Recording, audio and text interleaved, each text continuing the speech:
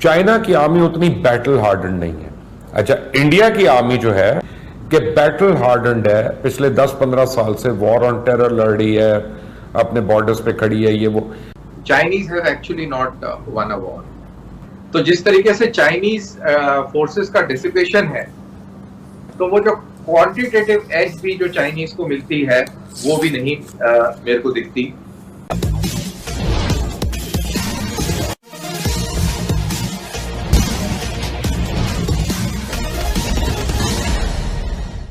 भारत से लगातार 4 युद्ध हारने के बाद पाकिस्तान के लोगों की यह स्वाभाविक इच्छा होती है कि उनकी तरह भारत भी हार का सामना करे, क्योंकि पाकिस्तान को अच्छी तरह पता है कि वह खुद तो भारत के साथ कभी भी किसी भी मुकाबले में विजयी नहीं हो पाएंगे।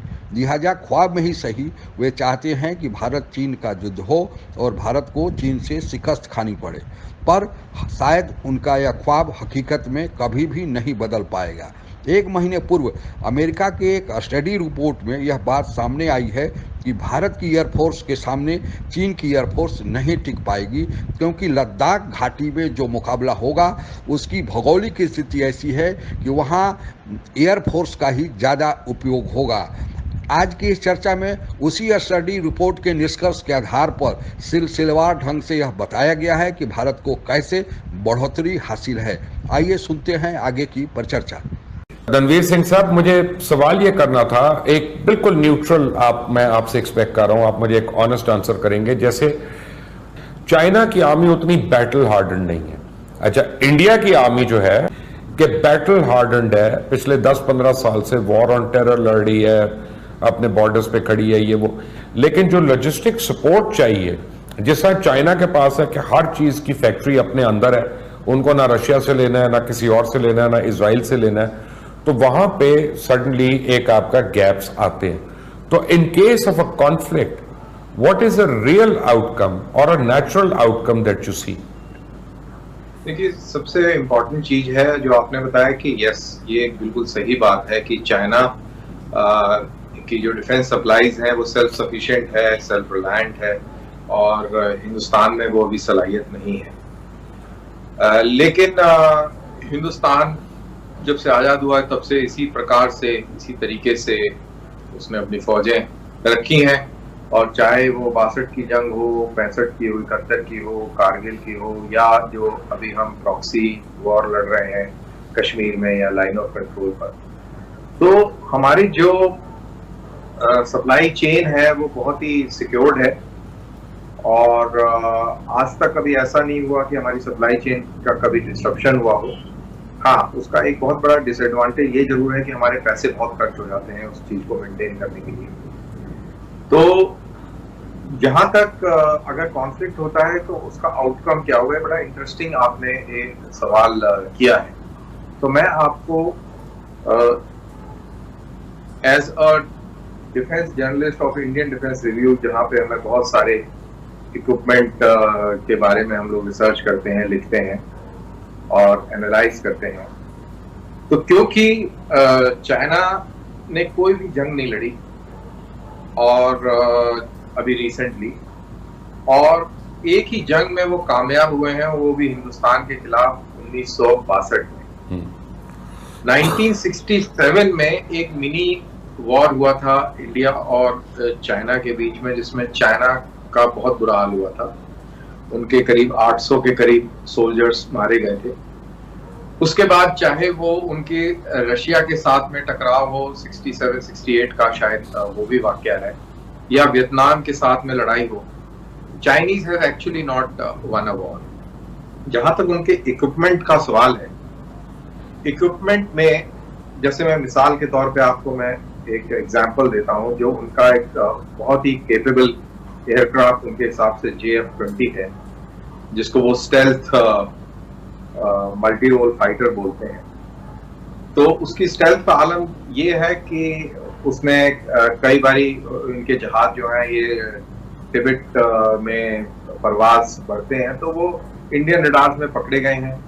और जो उसका जो इंजन है वो रशियन है, अंडर पावर्ड है। तो यानी कि जो उसकी जो कैपेबिलिटी की बात, थोड़ी मैं टेक्निकल बात कर रहा हूँ, जो उसकी कैपेबिलिटी जो वो बता रहे हैं और उस कैपेबिलिटी को अचीव करने के लिए जो थर्स्ट टू पावर रेशो है वो काफी कमजोर है। तो मेरा जो कहने का आपको मैं जो बात बताने जा रहा हूँ, वो जो मैं कहना चाह रहा हूँ वो ये है कि उनके पास में क्वालिटेटिव एज नहीं है, उनके पास में क्वांटिटेटिव एज बिल्कुल बहुत ज्यादा है। और जब आप टरेन की बात करें, ये टरेन ज्योग्राफी का बहुत इंटरेस्टिंग पहलू है कि चाइनीज जितने भी एयरक्राफ्ट हैं उनको टिबेटियन प्लेटो से टेक ऑफ करना पड़ेगा। और टिबेटियन प्लेटो से टेक ऑफ करने का मतलब है कि 12 से 14,000 की ऊंचाई से अगर आप टेक ऑफ करेंगे तो एयरक्राफ्ट का ऑल ऑफ वेट जो होता है विद आर्मामेंट वो बहुत कम हो जाता है। मिसाल के तौर पर अगर एक MI-17 हेलीकॉप्टर जो कि पाकिस्तान में भी है, इंडिया में भी है, अगर वो लेह से परवाज भरता है सर्दियों के मौसम में तो वो 28 ट्रुप्स लेके जा सकता है, fully armed and fully equipped. अगर वही एयरक्राफ्ट गर्मियों में टेक ऑफ करता है बिकॉज ऑफ रेरिफाइड एटमॉस्फेयर तो वो 2 ट्रुप से ज्यादा लेके नहीं जा सकता। तो ये एक ड्रॉप इन परफॉर्मेंस रहता है। और अगर चाइनीज जिंगजियांग से या यूनान से जो उनकी यूनान प्रोविंस से अगर टेक ऑफ करते हैं और इंडियन टारगेट्स को एंगेज करने के लिए आते हैं तो उनका फ्लाइंग टाइम और जो एक्सपोजर है वो टाइम इतना ज्यादा बढ़ जाता है कि वो एडवांटेज जो है डिसएडवांटेज में कन्वर्ट होता है। तो what I am trying to basically say is कि इतना चाइनीज का इतना ज्यादा वो नहीं है, और जो उनकी जो फोर्स डिस्ट्रीब्यूशन है जिस तरीके से अमेरिका और जापान और ताइवान उधर लामबंद है, जिस तरीके से वियतनाम अलर्ट पे है और आसियान कंट्रीज जो है इंडिया की तरफ देख रहे हैं बिकॉज इंडिया की तरफ से उनको सिक्योरिटी मिलती है साउथ चाइना सी में। तो जिस तरीके से चाइनीज फोर्सेस का डिसिपेशन है तो वो जो क्वांटिटेटिव एज भी जो चाइनीज को मिलती है वो भी नहीं मेरे को दिखती।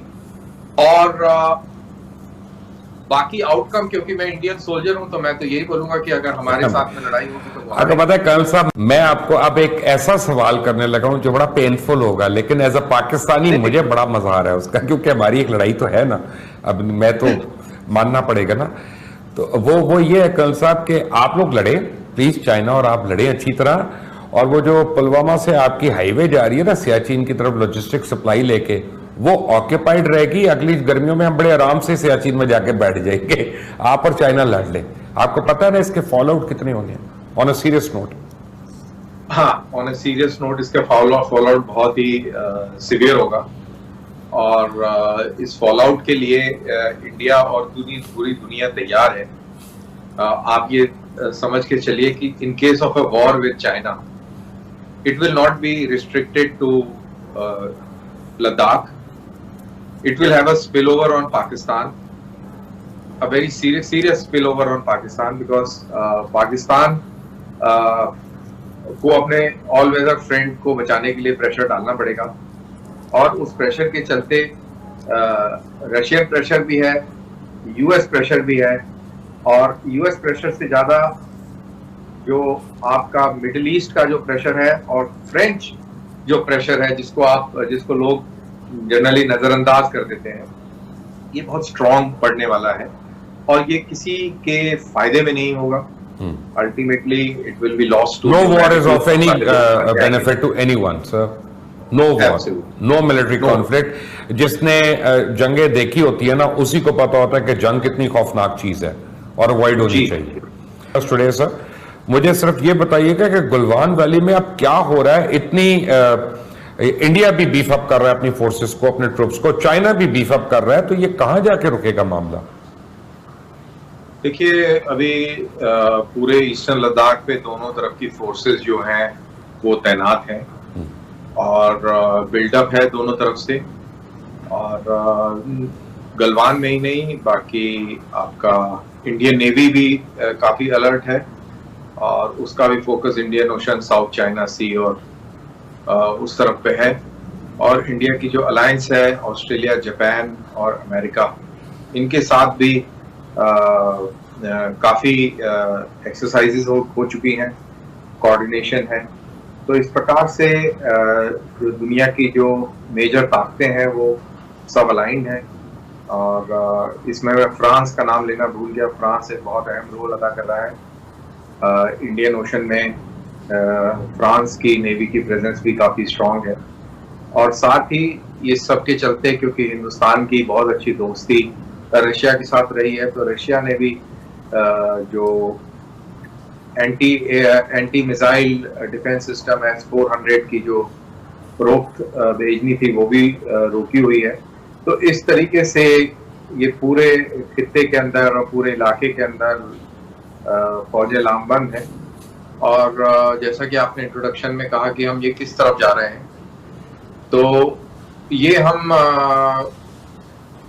किसी कशीदगी की तरफ ही जा रहे हैं जिस हिसाब से लग रहा है, क्योंकि इंडिया ने 6 राउंड फौज मिलिट्री टू मिलिट्री कर रहे हैं चाइना के साथ, जो कि कामयाब नहीं रहे हैं।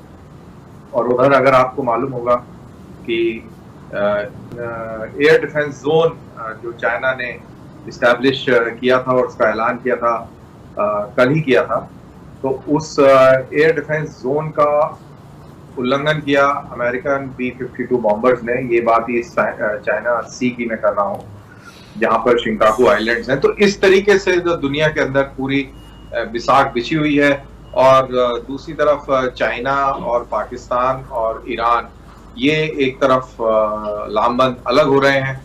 तो ये एक ब्रॉड मैंने आपको एनवायरमेंटल स्कैन दिया है। तो इस तरीके से दुनिया इस समय बटी हुई है। अभी जो चर्चा आपने सुना उसमें विस्तार से कारण बताते हुए डिफेंस एनालिस्ट ने यह बताया है कि अगर चीन के साथ भारत का युद्ध हुआ तो भारत को किस प्रकार चीन पर बढ़ोतरी हासिल है।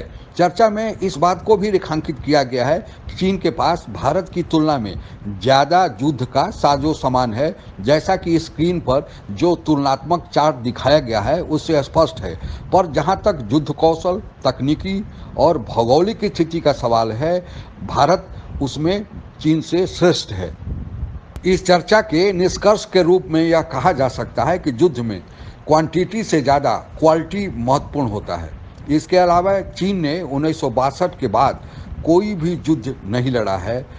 इसी बात की पुष्टि अमेरिका द्वारा लगातार कराए गए 2 study report, Harvard Kennedy school of Boston और अमेरिकन सिक्योरिटी स्कूल वाशिंगटन द्वारा किया गया है। इस श्रेष्ठता के बावजूद अमेरिका के रक्षा मंत्री पोम्पियो ने भारत की मदद के लिए अपने फाइटर्स विमान लद्दाख में रवाना कर दिए हैं, और राफेल का आना भारत के लिए अतिरिक्त सुरक्षा कवच के रूप में साबित होगा। आप अगर हमसे जुड़ा रहना चाहते हैं तो कृपया मेरे चैनल को सब्सक्राइब करें तथा बेल आइकन भी दबा दें ताकि नई वीडियो की जानकारी तुरंत आप तक पहुंच जाए। धन्यवाद। जय हिंद।